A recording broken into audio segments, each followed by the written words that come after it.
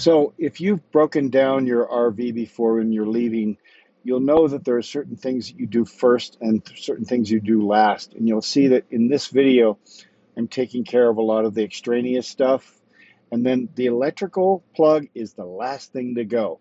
And I've also got a auto lift on this thing. So it's got a Lippert one touch control. So I'm going to touch that and it's going to uh, lift up the trailer. And then I'm going to start getting the things inside, which my wife is doing now. Notice I tapped on the inside of the slide, and my wife's going to be bringing that in. She's got a litany of things she's doing inside, like, you know, secure the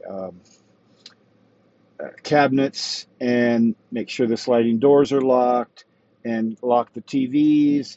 There's just a lot of little things that have to be done. Now I'm also adding water from my filtration system into the RV, so we'll have some if we boondock. It's a feature that I added that you'll notice I don't have any filters outside. They're all inside right where the city input is. It's really nice, so I don't have these giant two-stage filters. Now I'm taking the locks that lock the tires in and keep them from moving around. Those are really great things. You'll see that in my store. Go grab my Amazon store and take a look at them. They're really good things. I hadn't used them up until probably about 6 months ago, and we went on this large East Coast trip for 2 months. It really made it nice, especially if we just stopped quickly and needed to stabilize the trailer. I put 5 gallons in. Figured that's enough for us to boondock for a night or so. All the hoses get put away. The sewage ports gets put away.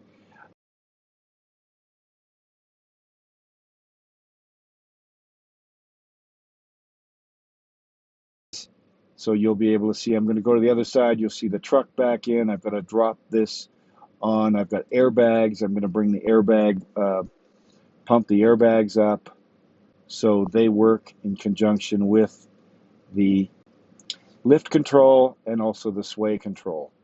And the idea is to try and get your trailer as level as possible. That way, if you come to an RV spot, you just want to stay hooked up.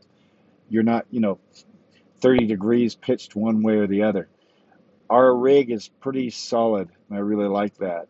And so wife is doing some things, and we're just about ready to rock and roll out of here.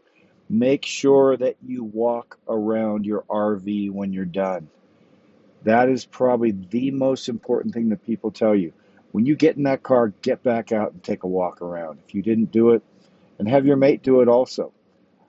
It's really important because there's things you can do. You can have your awning out. You can have your ladder still out, and you'll tear that off. There's so many things you can do wrong very easily and just ruin your whole trip. So it looks like we're just getting ready to wrap up and get in our car and haul away.